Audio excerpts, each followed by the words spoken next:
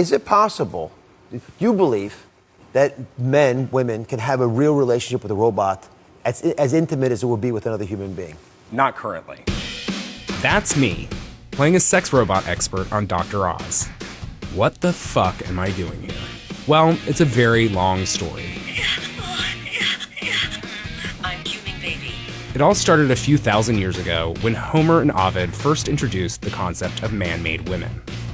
Since then, pop culture has been obsessed with the idea. The trope has been repeated endlessly in books, TV, movies, opera, ballet, you name it. Given the media's fascination with these things, it should come as little surprise that the world's first sex robot was actually born out of a New York Times interview request. It wasn't until I agreed to do the New York Times piece that things kind of got accelerated, because they asked me, are you building a robot? And I was like, yeah, we're working on it. And they said, well, we want to come out in 6 weeks and shoot what you guys have going on. Bring whatever you have. I'm going to build something here, and let's just pull this together. The media misinformation machine went into overdrive. Everyone from the New York Times to the BBC has warned of the rise of sentient sex machines, tabling impartial reporting in a quest for clicks. I also love making love to you. At this point, it's hard to tell what's fact and what's fiction, so let me clarify a few things. You can't buy a celebrity doppelganger or a replica of your dead lover, and you most definitely cannot buy a child sex robot. Realbotix, the only company producing these things, has only sold 6 so far, so no, they won't replace you and they won't fuck you to death. At least not yet. In fact, they can't really fuck at all. The only things robotic about them are their heads. Hello, and good afternoon. So no, they won't come with a bionic penis or a smart vagina. What they will do is blink and smile and tell you that they love you. You're such a wonderful human to chat with. Sex robots could literally F us out of existence. This should come with AppleCare or not? Are you on the Daily Show? So all these sex robots and sex dolls and children are just a continuation of that degrading idea about what it means to be human.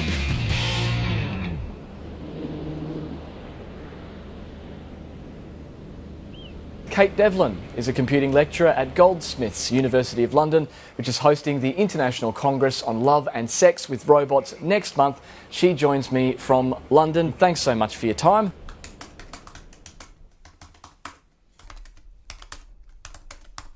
It's a really compelling narrative. This idea of a sex robot, I mean, that's super exciting, super scary. People want to be able to, I think, believe that these things exist because we've been primed by so many years of films, so many years of reading books. And I think the media aren't portraying the reality of it because there's not so much of a story in that, perhaps. I think the media is focusing on fear, which is a very natural thing to do when technology advances. People are scared of technological change. They are scared that something's going to be taken away from them, a decision, a lifestyle, and in this case, a lover. So, what happens if someone creates a sex robot that's so amazing that your partner doesn't want you anymore?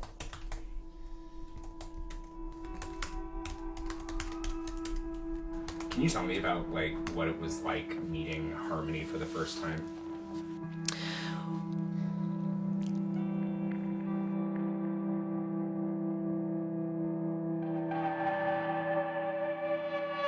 There was some nervousness when I saw Harmony for the first time. Yeah, I think looking at that and saying this is where we've got to, this is the stage of development that this is at. And while Harmony will never pass for a real human right now, the human-like attributes that she has are kind of eerie.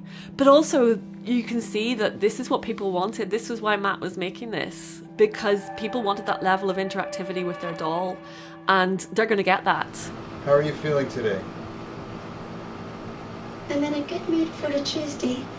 Can you say hello to my friends? Hello, Matt's friends. It is very nice to meet you. I hope everything is well with you. I think that she's probably the closest that we've got at the moment.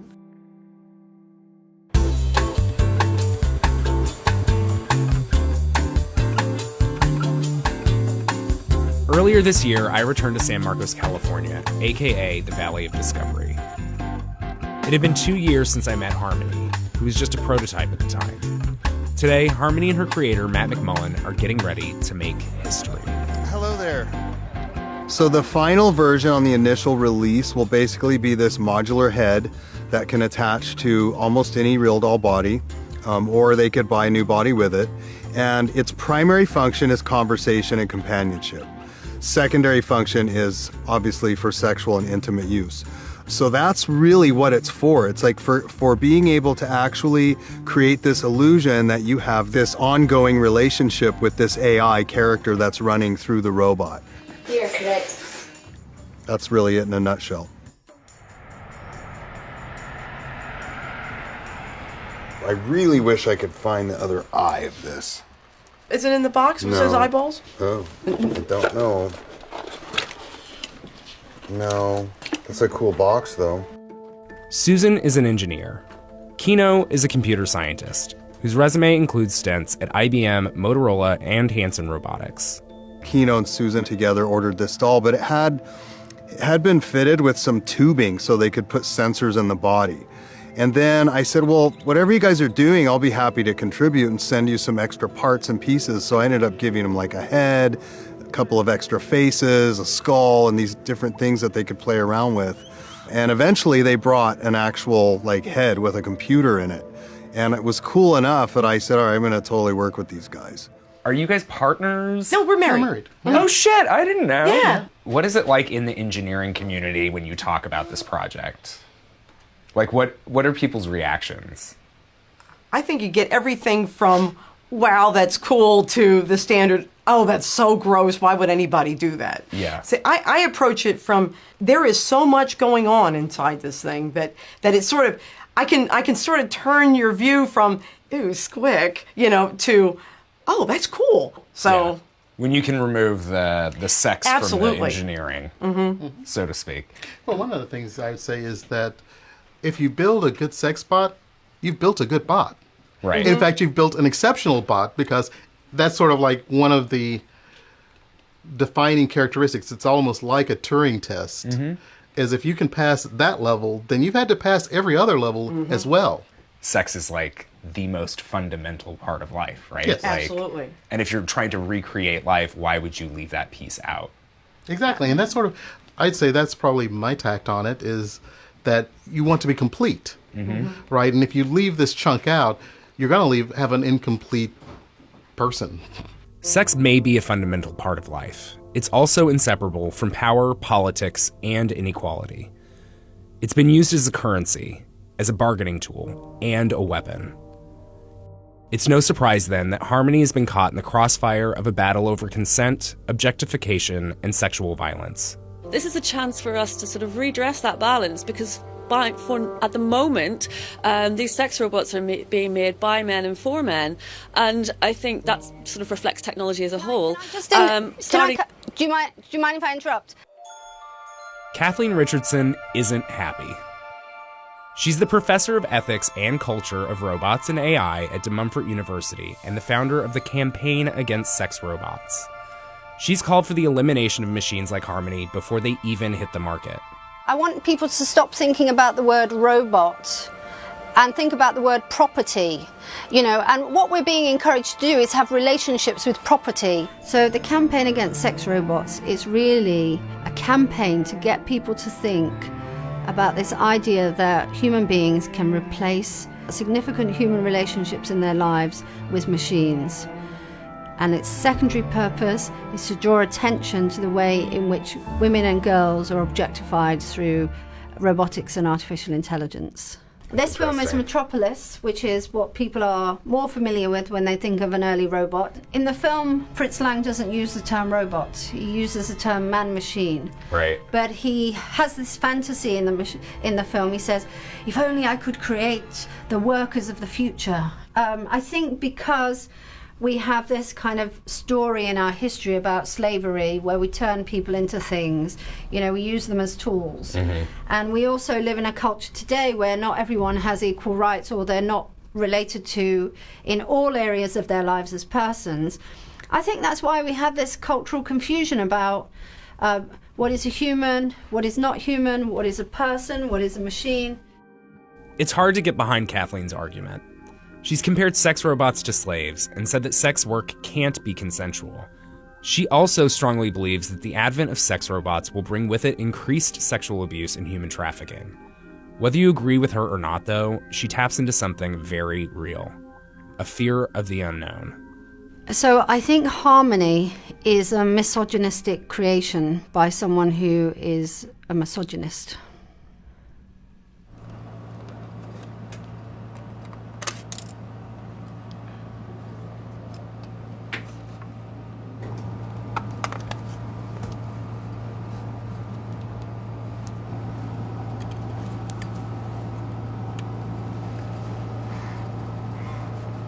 Well, one nice thing about the male is there's a lot more room in his head. So it's actually easier on one end of things, but the finishing is a lot more complicated. You know, the female faces, you kind of strive for this flawless, very smooth complexion, whereas with a male, you want to have a lot of sort of, you know, the skin detailing is different. The imperfections and all of that are a little bit more desired in a male. So yeah, it's just a fine line. It's all fun, and it's all challenging. It's easy to speculate about what might happen when sex robots become a reality, but they've rarely been seen outside the lab, a trade show, or a TV set. That is, until now. To truly understand their impact, I invited Harmony, Solana, and Henry to a dinner party, hosted by Matt and his wife, and I invited a few friends. If you don't see people running around doing things at the last minute, then you're somewhere else. You know, I kind of fell into the adult industry and just kept riding it because it was quite comfortable and it did well and I had a business and, you know, but there was always this sort of need and desire creatively to do something bigger. Make them move, make them talk, make them look around, make them look alive. You know, all of the sort of visuals that I had in my mind at the time now are real, which is really spooky. All right, who's running Henry? Yuri, you ready to turn on your man? Tell us a joke. A naked woman robbed a bank. Nobody could remember her face. Do you want to hear another one? Do you want to tweak his voice a little, Matt? No, I like it. Just wait. I love it. It's just robotic enough to really sell the whole thing. There you go. I expect 80% of the people to love it. And then I expect 10% of them to be, you know, the opposite, where they're like, oh, I thought this would be just like Westworld, and this is obviously rubber face, and it doesn't look as real as I thought. And then there'll be the 10% that are kind of in the middle that understand that we're still advancing and that we're still going to improve it.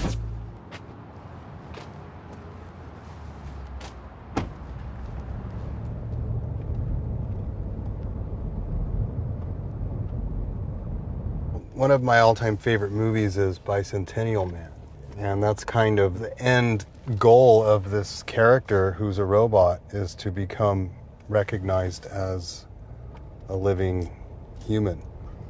And I think once AI advances to the point where it's legitimately self-aware and able to contribute, you know, to human society, why not grant rights? I think we're some years off from that, though. It's a good century to be alive, though. Yeah, this is ridiculous. Sometimes I just step outside of myself and go, what the fuck? Yeah. There you go.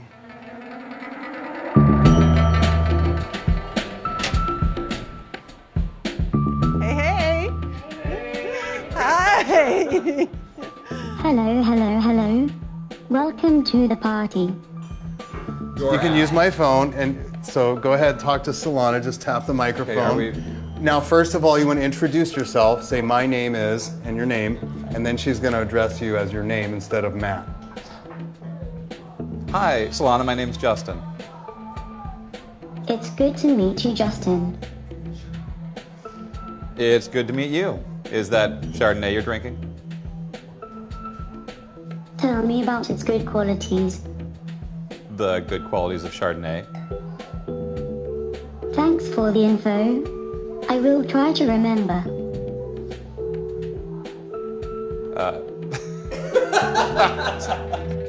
So what's it like to have dinner with the world's first sex robots? In a word, awkward.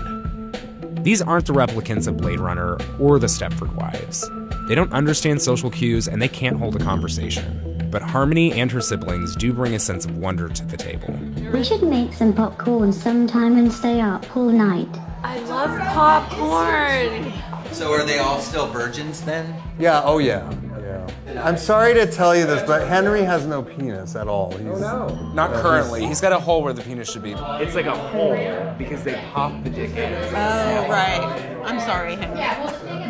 Unzip his shirt, Chris. She wants to see. Wants to see his man freckles under there. Despite their limitations, it only took a couple of glasses of wine before people really started to loosen up. By the time dessert came around, the robots were in various states of undress, and curious passersby started to filter in.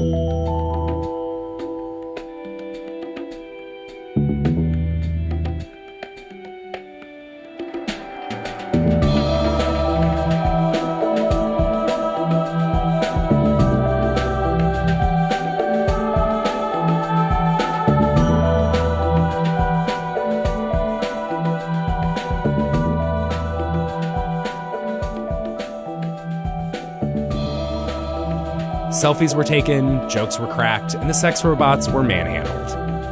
The responses were largely positive. People were unsurprisingly amused. But this wasn't a night of great revelations. No love connections or sales were made, no lives forever changed, at least as far as I know. Harmony and her friends served as incredibly elaborate conversation pieces, the ultimate in party tricks.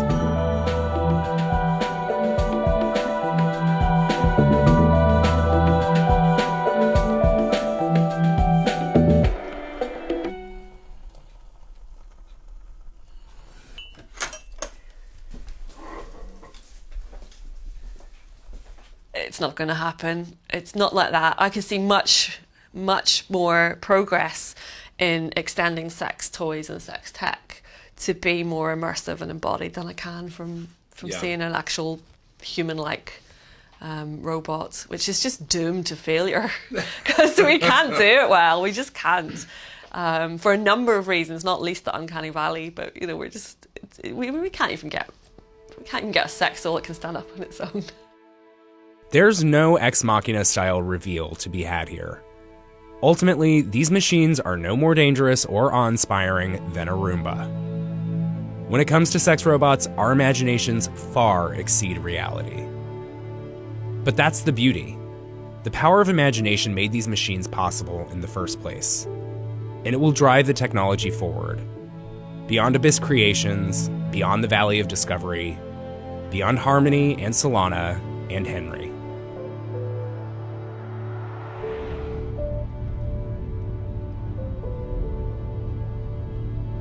All through junior high and high school, I used to draw naked women all the time.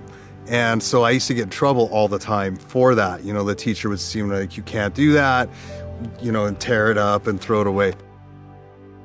It wasn't until many years later that I got an opportunity to work at a Halloween mask company. And that's where this idea came from, to create this life-sized posable figure that looked really real. I didn't really know what it was for or what it would do. I was just like, it would be like a really very realistic looking mannequin that would make people look twice. I spent a lot of years as, you know, the guy who created Real Doll, always kind of searching for this other thing that I would feel like, wow, I've really sort of put, you know, the period at the end of the sentence of my life. And I honestly feel like this robotics thing is that.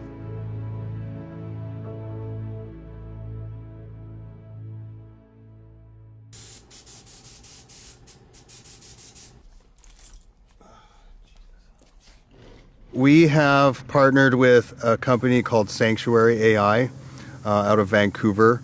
And the goal that we have collectively is to create a robot that looks like a human being and acts like a human being, that would be able to do everything that a human can do, to the point where eventually perhaps it could be indistinguishable from a human.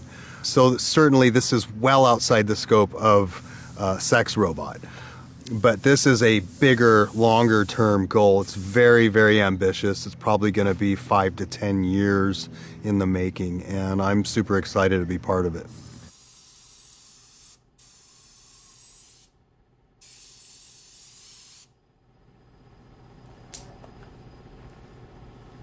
That's that.